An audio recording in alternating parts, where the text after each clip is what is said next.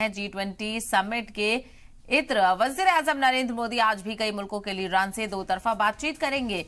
Comoros, तुर्की, UAE, जनूबी Korea, Brazil, Nigeria के कौमी सरबराहान के साथ पीएम मोदी दो तरफा मुलाकात भी करेंगे। इसके अलावा फ्रांस के सदर मैक्रो के साथ लंच के दौरान भी मुलाकात होगी।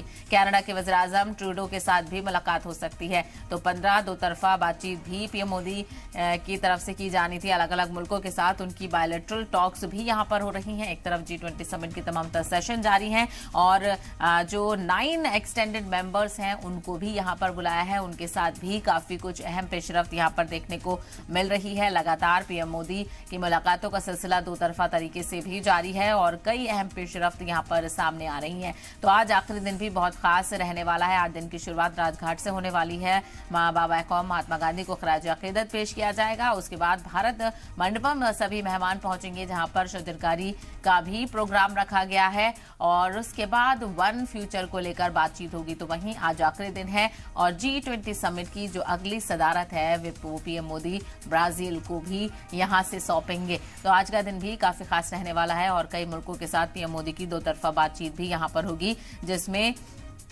किस तरह से तरक्की की राह पर आगे बढ़ना है, एक साथ क्या कुछ सरमायाकारी को लेकर बातचीत होगी, ये भी देखना बेहद अहम होगा।